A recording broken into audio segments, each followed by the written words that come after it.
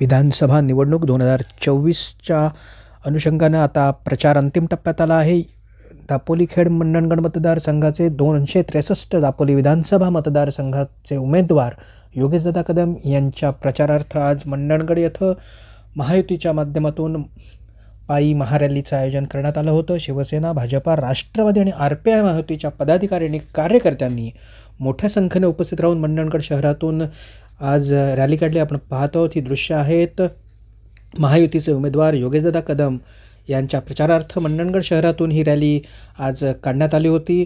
योगेशदादा कदम यांच्या प्रचारार्थ काढण्यात आलेल्या या रॅलीमध्ये बहुसंख्येने आज कार्यकर्ते आणि पदाधिकारी हे सामील झालेले दिसून येत आहेत। शिवसेना, भाजपा, राष्ट्रवादी आणि RPI महायुतीच्या पदाधिकारी आणि कार्यकर्त्यांनी मंडणगड शहरातून आज योगेशदादा कदम यांच्या प्रचारार्थ मोठ्या प्रमाणात रॅली काढली होती। 20 नोव्हेंबर रोजी मतदान असून सर्व मतदारांनी या दिवशी आपला मतदानाचा हक्क बजावावा असे आवाहनही या निमित्तानं करण्यात आलं आहे। शिवसेना, भाजपा, राष्ट्रवादी, RPI महायुतीच्या पदाधिकारी आणि कार्यकर्त्यांनी योगेशदादा कदम यांच्या प्रचारार्थ मंडणगड शहरातून आज मोठ्या प्रमाणात रॅली काढली होती।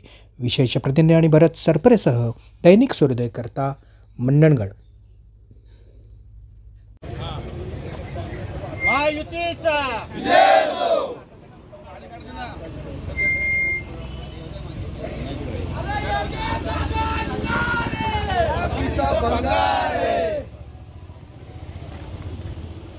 हिंदू हृदय सम्राट सरसेनापती शिवसेना प्रमुख माननीय बाळासाहेब ठाकरे यांचा एकच वादन, एकच वादन।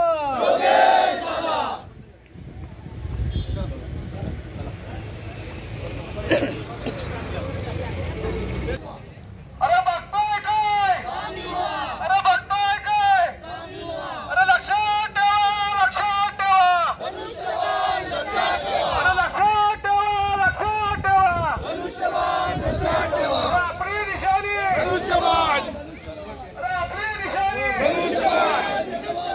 महायुतीच्या